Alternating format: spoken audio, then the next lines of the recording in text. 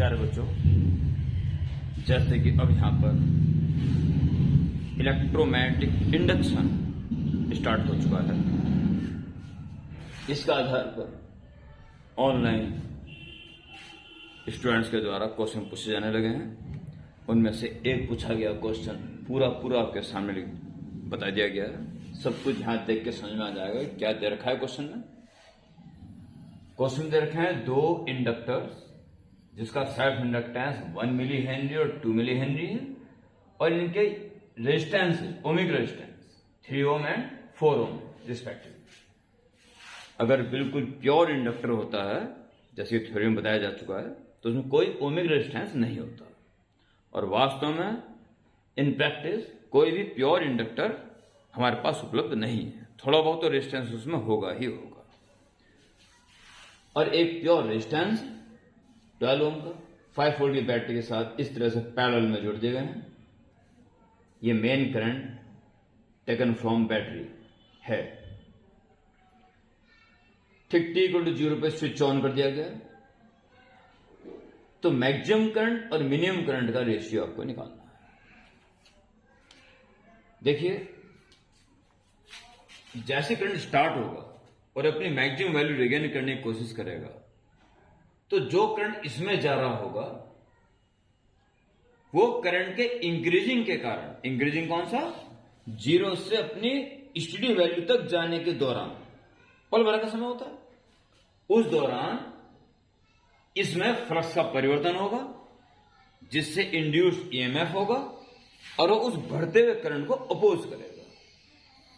और इस तरह से जिसमें ईएमएफ डेवलप होगा वो इधर की तरफ करंट को फेंकते हुए होगा, जो कि इन करंट को कैंसिल करके रखेगा। उस इंड्यूस्ड ईएमएफ को बैक ईएमएफ भी कह सकते हो, जो करंट को अपने रास्ते बढ़ने ही नहीं देगा। यानी कि इनिशियली इसका करंट सारा का सारा इसमें जाएगा, वे दोनों रास्ते वो इंड्यूस्ड ईएमएफ के कारण डेवलप करके करंट को रोक देंगे। पल भर के लिए होगा ऐसा। अब वो करंट मैक्सिमम होगा या मिनिमम होगा, उसको भी विचार कर लें। क्योंकि बहुत देर बाद क्या होगा, बहुत देर मतलब जब करंट अपनी स्टेडी वैल्यू रिगेन कर लेगी, तब क्या होगा, तब इसमें तो करंट घूम घूम के चला जाएगा कि इसका जो फंक्शन होगा बैक में प्रोड्यूस करने वाला, वो तो खत्म हो जाएगा। वो तो परिवर्तन के दौरान ही रहता है बस। अब तो इसका ओमिक रेजिस्टेंस काम करेगा बस।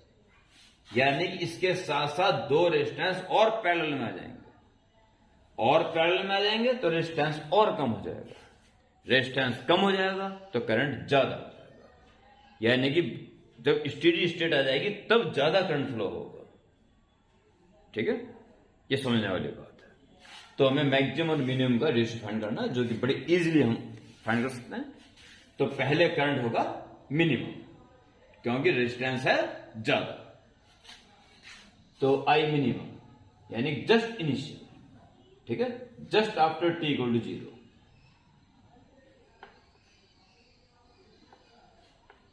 जस्ट आफ्टर t=0 तो करंट सबसे ज्यादा रेजिस्टेंस होगा, करंट सबसे कम होगा, I minimum. Then I equal to V upon R. We have 5 volt, resistance only 12. Okay? At t is equal to infinity. Infinity मतलब बहुत देर मतलब ये नहीं कि इस पर्पज से इन्फिनिटी, यानी कि जब करंट अपनी स्टेडी वैल्यू तक पहुंच जाएगा तो उसके बाद का टाइम इन्फिनिटी है। यानी कि मैक्सिमम वैल्यू रिगेन हो चुकी है और इनका जो फंक्शन है बैक में प्रोड्यूस करने वाला वो खत्म हो चुका है।